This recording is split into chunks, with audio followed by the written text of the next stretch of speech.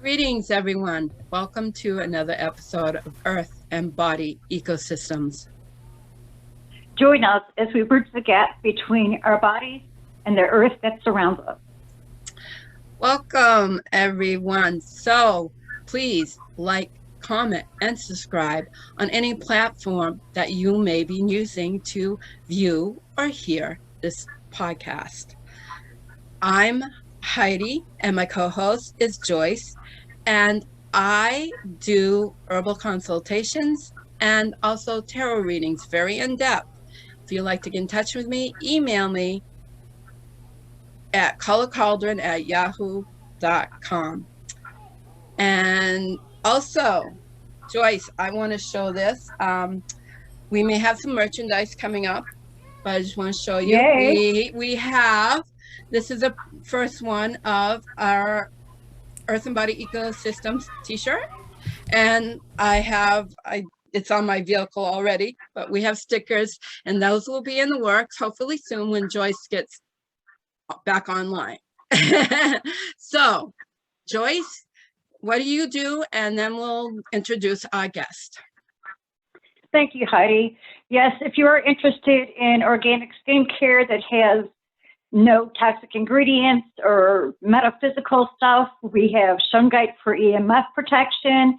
We have jewelry, decorative items, nuggets, and stickers for cell phones. Just go to majesticterra.com and click on shop, and that will take you to our sister site, Heavenly Bodies. Thank you. So our guest today is Bridget Aileen Sicsko. She is the founder of Exalted Publishing House, a podcast host, and a leadership consultant. She has successfully okay, wait a minute. This sentence is not making sense. She has successfully helped entrepreneurs stand out and be featured as a leader in the industry through sharing powerful stories, writing best-selling books, and gaining global recognition. Bridget's hope behind the books is to bring information, knowledge, wisdom, and hope to people all over the world. She believes in the power of words, stories, and voices to shift the way we view our reality, our potential, and our purpose on the planet. In addition, she considers herself a master community builder and has gathered hundreds of female leaders in her online community, Mastermind program, networking events, and women's circles. Bridget also hosts a podcast called The Gathering MVMT, where she has interviewed over 60 entrepreneurs, TEDx speakers, authors, thought leaders, and visionaries to discuss success consciousness, leadership, Kundilini yoga, energetics, and quantum reality.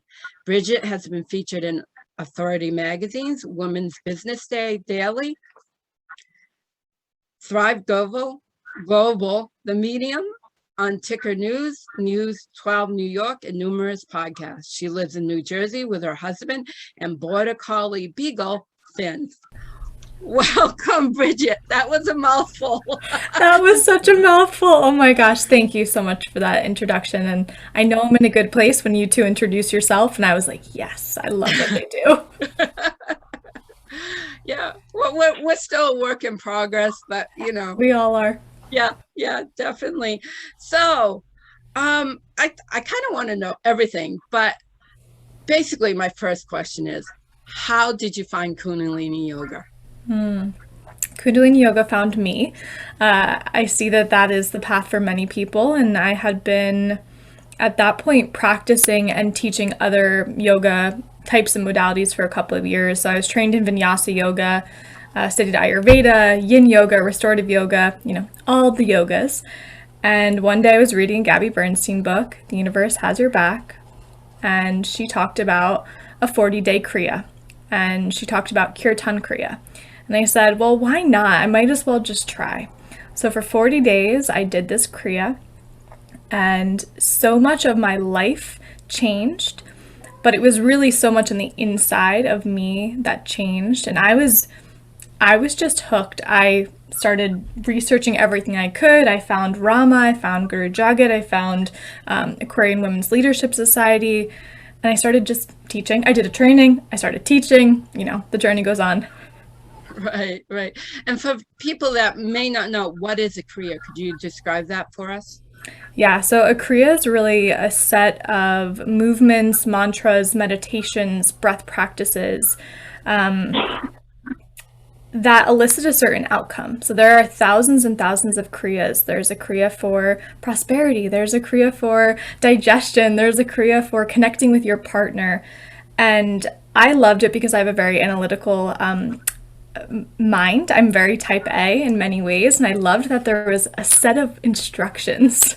But then within that set of instructions, there was so much freedom and so much spaciousness. And if someone were just to type in Kriya online, you could probably find a whole slew of exciting things. Yes, that's true. I believe that. And so also, so next question is, how did you get into publishing? It's such an interesting journey. I was talking to someone today and they were asking some of these similar questions, and I was like, it doesn't make linear sense, but I always look at everything in our life like little puzzle pieces, and the seeds were planted throughout my life. The way I got into publishing was really through my entrepreneurial journey. I'd been working with female entrepreneurs for a little while. I was helping them get comfortable sharing their message on podcasts. I was helping them cultivate their message. I was helping them do storytelling, pitch themselves to summits in the media. And it all really just came together when I had an opportunity from my mentor to start a publishing company, to start an independent publishing company where I could focus on sharing the stories that aren't being shared. So obviously I love to share on holistic healing. I love to share on women's empowerment. I love to share on the healers, the women who work with the menstrual cycle, the things that aren't always out there, because I believe so much in the power of what we consume, and most of us consume information that's very disempowering. So I said to myself, we're gonna do this thing, and we're gonna do it big, and we're gonna get those messages out there. Nice. Joyce, do you have a question? Actually, at this time, Heidi, no, I do not. But okay. I'm loving what she's doing, and the publishing is like great. And I would actually like to talk to you, Bridget, after the podcast at some point and hook up. I think I might have some other people to connect you with. Sounds good. So see, you did have something after all. So. Okay, yeah, something to say, not something to ask. Thank you, Joyce. Yes, thank you. So, I think now this is something I want to talk about, because we both have had this issue, and Lyme disease. How, when did you contract it? How did you heal yourself? And yes. So let me take everyone back. This was really the start of my entrepreneurial journey in a funny way, but it was really the start of my spiritual awakening and my spiritual journey. I was around age 13 and I started having a lot of health issues, parasites, pneumonia, staph infections where you don't want to have staph infections. And we would go to doctor after doctor after doctor, rounds of antibiotics. It was okay for a little while. Everything came back and flared back up. And I'm very grateful because my mom was just kind of attuned to alternative healing at this point. And that is really when we started to seek alternative practitioners, naturopaths, chiropractors, acupuncturists, and I worked specifically with a Lyme disease specialist. But like many people who deal with Lyme, it was not a linear path of healing. It was not one thing. Like, I can't even pinpoint one thing. However, I believe for me personally, it was the greatest blessing. It was the greatest catalyst for my health journey, but also it gave me purpose of what I want to do today, because there were many doctors who didn't understand that I started to put together the dots of the body is connected. So I would type up my whole entire medical history, I would bring it to the doctor, and he didn't look at it. And from that point on, I said, okay, I'm never going to let people feel like they're not seen or respected for their story and their experience. And it was the greatest catalyst. I'm curious your experience too. Sure, I don't mind. Well, actually, oh God, how many years ago? Probably, I would say 8 years ago now. And what I realized was once I was diagnosed with it, and I did get a diagnosis because I'm in New England and it's prevalent, especially now in this area. I feel before I got the diagnosis that I may have had it for many years, just because of this, as you know, the symptoms can vary from individual to individual. And basically it's an autoimmune disease and it can mimic other autoimmune diseases. So sometimes I believe other people with like fibromyalgia, possibly lupus, may actually have Lyme disease. That may be the underlying cause. And there's a lot of science, actually. I'm not mainstream, but there's a lot of science to back that up. So for my personal journey, I was an herbalist, and I did go with and this went against me, but I did do a little bit of an antibiotic in the beginning. And then I went almost immediately, I went on an herbal protocol. And I stayed on that. I suffered from a lot of chronic fatigue. And that lasted probably a good 8 to 9 months. It wasn't totally a year, but just, I slept a lot. And that too compelled me to I have to really take care of my health. And I was always that way anyway, but this for you, it really propelled me to seek different alternatives for a diet and everything. And so I feel like I'm healed from that. I haven't taken the protocol in probably 3 years, but I have it on hand because symptoms can reoccur, especially during stress. And so, yeah, it was, the diagnosis was kind of a blessing because it cleared up a lot of issues that I had been having. Right. Yes. Being extremely tired, chronic yeast infections. I hear ya. Yeah, things like that I couldn't, and Joyce is going to hate this word, but I'm going to say it anyway because I don't identify this way, but I was morbidly obese at the time. And so everybody would say, well, that's because you're morbidly obese. No, once I started with the protocol and I started to turn the corner, a lot of my issues just went away, so it wasn't my physique, it was more something, it was deep rooted. And I was being an herbalist, I was out gathering herbs and I've been doing it for years, since 2000. And yeah, like I said, it was probably 8 years ago. Yeah, I need to know the date by heart, but then I just kind of let it go with everything else. So that's my story. So yes.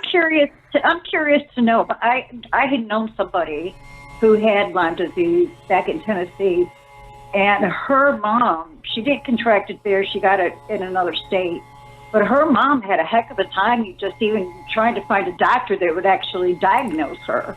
Yes, it's very challenging. There's so many different tests. Did you experience that yourself, Bridget? Yes, we went to many a doctor, and there are many different tests that can find. There's different titers. I forget all the terminology around it, right. But finally to have the diagnosis was amazing. And some doctors just don't know anything about it. It tends to be one of those things that it shows up with so many different types of symptoms that they can just feel like, I don't know. And I knew I wanted to find a practitioner who wanted to go to the root, because I started putting the dots together that most of the doctors I had seen personally were band-aiding. And I said, this is not the way. This is not the way. And I did find someone, but it can be very, very challenging, although there's so much more literature and even shows like this, with medical professionals who are talking about this these days. So I think it is a little bit easier now. Yeah, there's quite a few herbalists that have written just books on just that subject, you know, and I've got my protocol comes from, I'm going to do him a little plug, and he don't know it, but because he's I can't think of his name, but it's Dragon Botanicals. He's out of Burlington, Vermont, and he suffered himself. And that's how he started making the protocol, and he got all into that, and found that to be very healing. So he's written about it, and there's many other herbalists I know that I've read about, and also have a MD that actually contacted Lyme disease, and he had the same issues finding help, and he actually wrote a book too about I can put the links to these books below too. I just don't have them on hand, so I don't remember the authors off the top of my head, but they really describe you know, his journey. Just sounds like yours, you know, trying to find out what was really going on, and then he found through, and diet helps a lot, cutting out all the sugars and all that stuff. That does a world of good. So yeah, so how about talking about consciousness? That's kind of one of my favorite subjects. Where do you want to begin? I guess, how would you explain consciousness? That's such a good Good question. question. Gosh, I've actually never been asked that. Oops. How would I explain consciousness?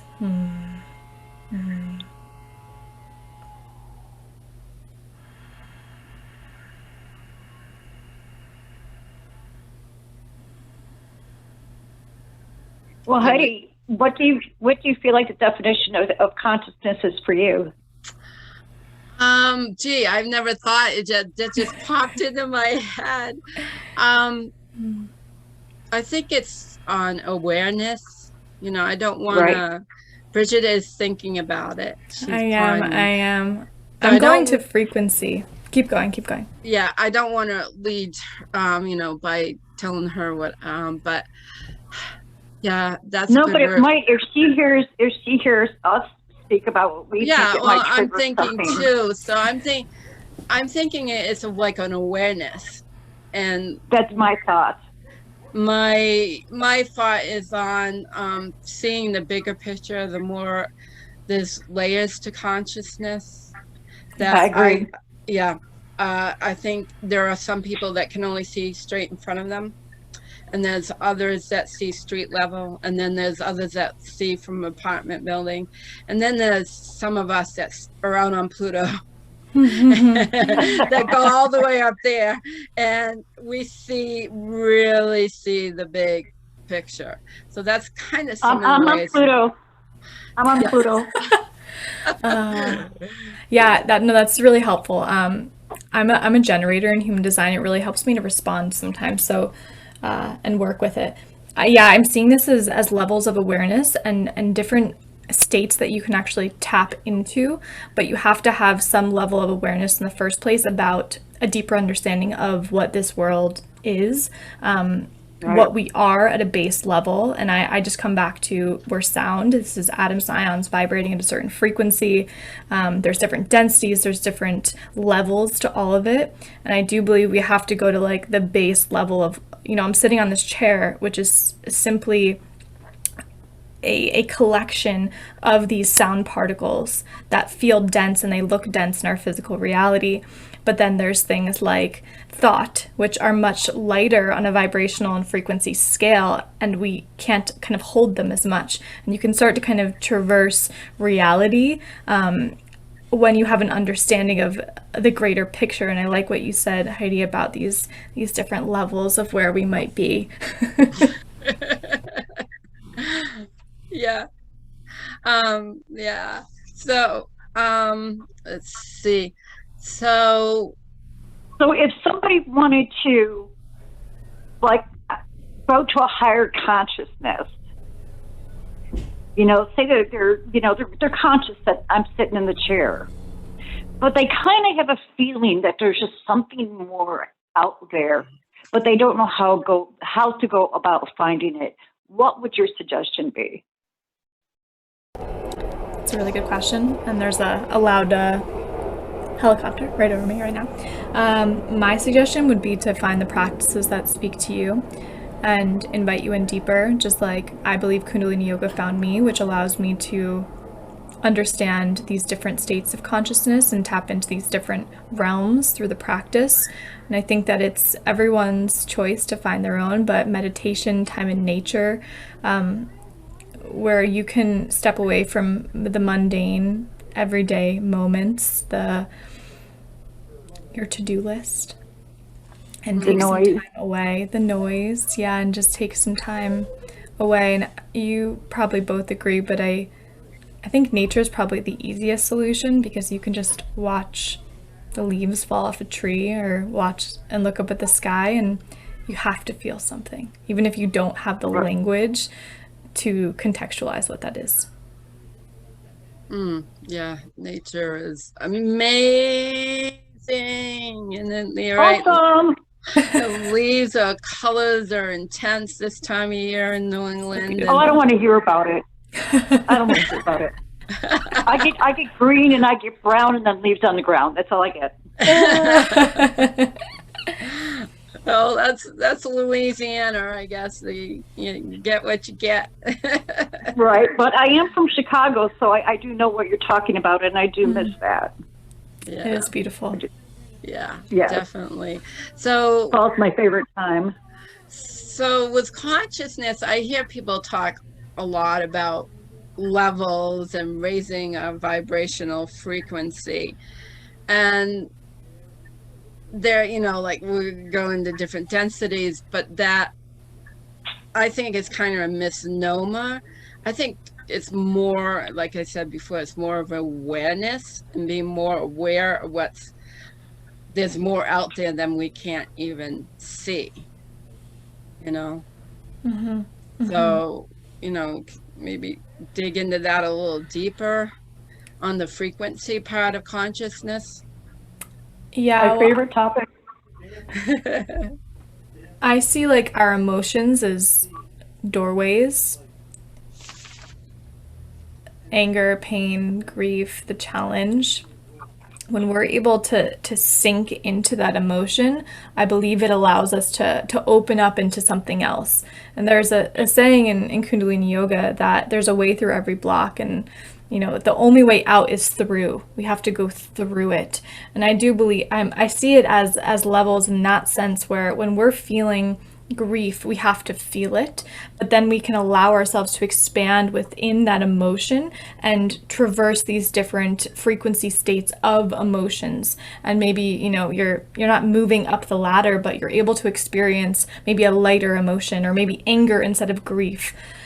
So that's where I see it. And then what I love to talk about is also the quantum field, and this field of limitless potentiality, and tapping into those future potentials and holding it in my present physical body through emotions and intentionality in the present moment. So that's good, because I was going to ask you about quantum reality and energetics, so we can segue into that. So like, okay, say somebody wants to bring more cash flow, that's the big one, right, into their lives, because everybody deserves to have their needs met. And, especially what we term as light workers, we deserve to be supported. How would you kind of hold that space for that to happen? Is that something you can describe? Yes, I think the first part of this is being aware of what you're already receiving in the present moment, because most people are overlooking what they do receive all the time, right? Like a beautiful conversation like this, a beautiful day, a beautiful meal, those are all ways that we are receiving. And I believe that allows us to then expand and attune our nervous system to receiving more when we're already attuned to, okay, I'm already able to receive right now.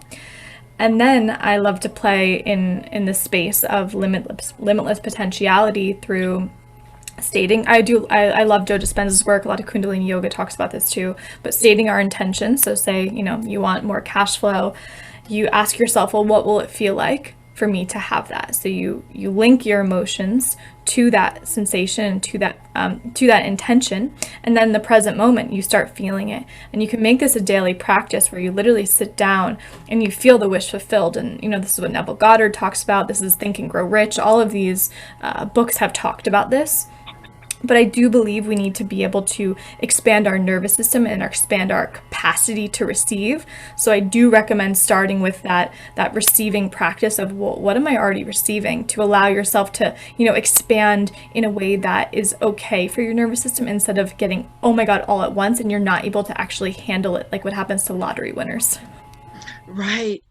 True. And gratitude is one of the highest vibrational frequencies we can send out to the universe. Right. So what I do for manifesting is I like to wake up in the morning and see myself where I want to be in this world, in this life, and helping the people I want to help, and asking for the universe to bring those people to me. Heidi was talking about the financial part. I've had people ask me about the money, and I said, well, you know what? The more money I have, the more people I can help. Yes. How do you feel about that? I couldn't agree more. Yes. And I really love Tosha Silver's work. Her book is called Outrageous Openness, and she has a couple. And it's all about allowing, divine intervention in our lives and welcoming ourselves up to source. And I love to say, the perfect clients are already here. Please show me the way. Please show me the way. I make every act in business really a spiritual act, because I think it's all so interconnected. And there's the part of taking action, which happens in the physical realm, but there's so much more that's happening in the energetic and spiritual realms when we open ourselves up, and when we are just grateful for the people that we get to work with. So I love what you just said, Joyce. That takes me to what we were watching on AWLS with Guru Jagat, and she spoke about taking her appointment book and booking people, even though they weren't booked, but she booked them in her book, and she always filled those spots. So I thought that was a great tip. That's a great practice, so make a schedule. So Heidi, So Heidi, did she actually have clients that she scheduled, or did she just put in a name, or how did that work? I think she already knew some of the people, and she was expecting them to come back, so she would write their name and they would book on that time that she put it down. But Sweet. Right. But if you don't have a name of the client, maybe you can put down the type of person that you're looking to work with. I like that. I think I don't believe you have to have the name to make it work. No. Just put together a appointment book and say, schedule in. Like, I've got a reading here at 7 p.m. on a Thursday, and it's going to be all, it's all about path working and diving down into, what's going on, why are you having trouble moving through this issue, and maybe a little caption, and maybe I'll end up with a client. Yes. Yes. I believe that people can feel this. When I invest in someone, actually, let me take it back. I'm looking at a board in front of my computer, and it says Women's Leadership Mastermind, and basically I wrote little hearts. I just created spaces for the amount of women I wanted to call in. So energetically, I was already just welcoming them, saying, I have space for you. Like, I am holding a space for you. And I think that telepathically we can feel that. We can feel it. I love that. Mm-hmm. That is so cool. It's so simple. You know what? Right? I think maybe I'm going to use that idea. Yeah. Definitely. So, is there anything else that you want to talk about that we haven't covered yet? We touched on many cool things. I just believe that so many people in this world come here with a purpose, and many of us are trying to do really, really beautiful things on this planet. And I just encourage anyone who's feeling that inner nudge of like, I am meant for more, to just take one step forward. Whether it's listening to a podcast like this that reminds you that there are people out there who also think the same as you, or if you're anything like me, going on meetup.com and connecting with people, going to your local yoga studio, finding a networking event online. We just need to not feel alone, especially in those initial stages of this journey, and just know that if you're having ideas about who you want to be or what you want to create in the world, they're coming to you for a reason, and you are the vessel, and you are so supported. Well, Yeah. I think it's something that they could do too, if they're trying to find their path, is make a list of everything that they like to do, their hobbies, what they would like to learn in the future, and take that to try to piece things together as to why they're here. Yes. Yeah. And Well, listen to what other people say about you. What are other people saying about you? It's a good practice. Asking. And I'm going to add, it's never too late. You're never too No. old. With my Nope. experience, that you just, and I think, I don't know if I've ever really found my path, but I've really found myself weaving through different scenarios, different places, different areas of learning, different people I have connected with over the years. And then you look back and you can see the path. Yes. Yeah. So it's like, even though you don't think you know the path, it's going to find you in ways that are totally unexpected. That has been my experience. And sometimes I'll talk about my life journey and how it, has interwoven and come back on itself. And then, it's really been, it's quite amazing, So, Bridget, you also have a podcast. How about you talk about that a little bit? Yeah, I love the podcast. So it's called the Gathering Movement, and the idea is literally gathering the minds together to riff on, honestly, some of just my favorite topics. So I love talking about leadership. I love talking about success consciousness. I love talking about Kundilini yoga. I love talking about people's journeys and their stories. I feel there's so much richness within our stories. New episodes come out weekly. We have a great time. It is very inspirational. And again, when it comes to why I'm doing this, we need more information and stories out there that are empowering, that remind people of their greatness.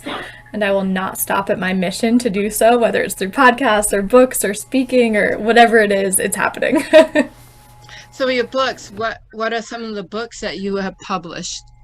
Sure. So these are right now multi-author books, meaning they're collaborative projects.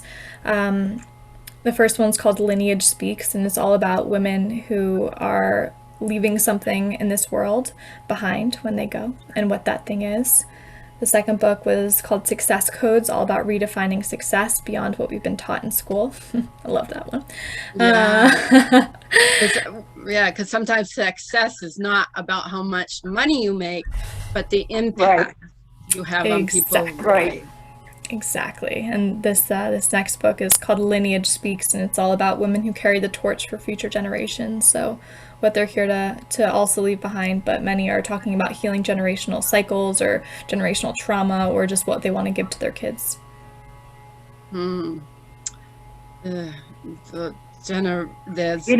Speaking about publishing, and then Heidi, you mentioned about how we're never too old to do something. Louise Hayes, she started a publishing company, and I believe she was in her 60s. So yeah, go for it. It's never too late. Yep, and local around here was a woman in her 70s that started an alternative school. That's my dream. Yes. It's what is it? The Well School, but it's all about nature and really getting the kids involved outside. And Oh, I love that. yeah, it's amazing. I have to see if I can find it, and I'll send you the link to it, because I'm sure Yeah. they have a website, Yeah, but I believe she went to college, I think in her late 60s, and then when she got into college, she founded the school. Wow. So Anything is possible. anything is possible, and Yep. Health is really important, having your health. And Yes. how about talking about health and how it's but everything we put into our bodies. It's not just food, it's the emotions that are coming in, the distractions. Everything. Yeah. Everything. This is like, my lifestyle is the most important thing in my life. Me drinking I enough agree. water, me spending time outside, me walking the dog, me spending time with my husband, quality time with him, me noticing and observing the thought streams, or just the streams of information I consume. That also is our health, right? So that's why I think about the podcast we consume, the books we consume, the television we consume, the relationships we Right. hold close to us. Those are all part of our health. It's everything that we consume. And then in terms of actual food, I just believe in being as close to nature and the real source of the food, because most of what's sold these days is as far away from possible as the real true source of food. Yeah.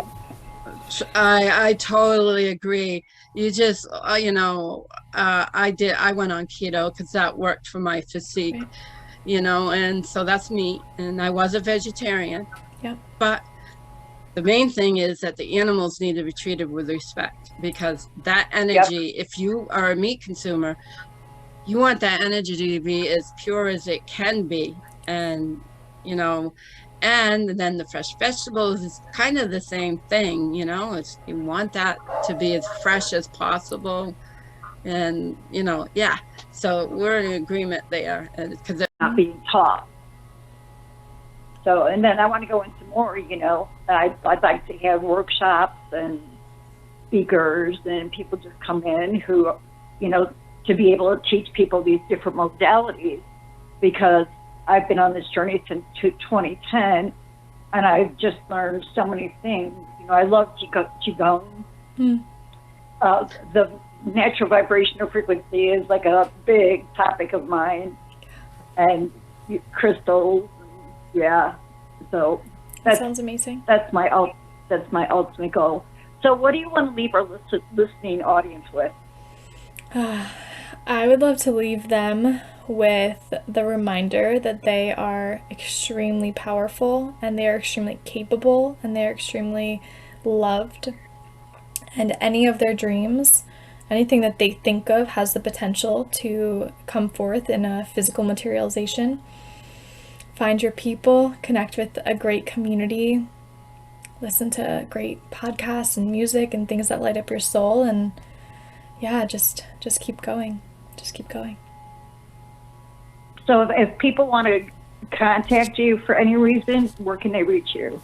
Sure. So you can go on Instagram. My handle is @blissfulbridget, or you can go to my website, www.bridgetaileen.com. It's just my name, my first name and middle name.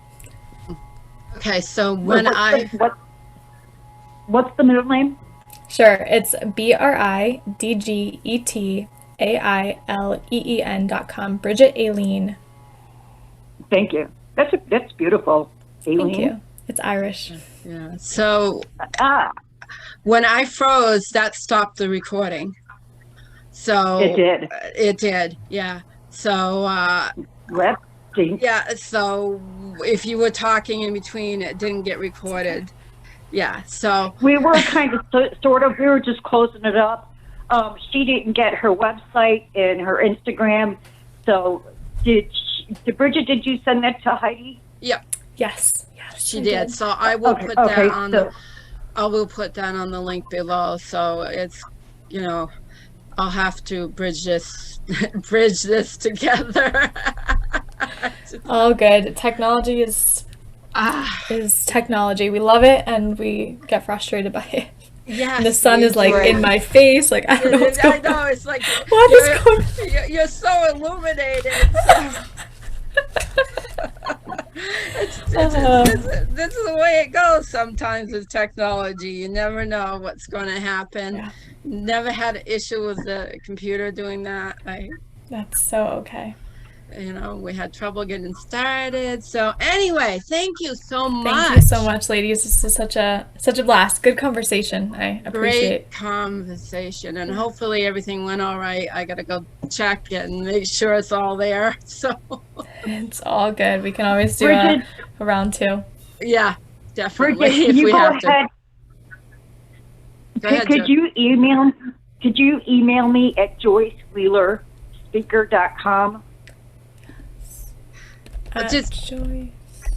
I I want to send connect you with some people. Okay. Well, Yeah, that would be great. Heidi, can you just send me her email? That would be yeah, I easier. will. I'll forward it to you. Okay, so thanks everybody. I hope you got through this podcast. Thanks. I It think was we so fun. did too. So remember, get out there and enjoy the wild. Do some deep breathing and keep on keeping on. Thank you. And keep shining your light. Thank you. Bye, everybody. Bye, Bridget. Thank you.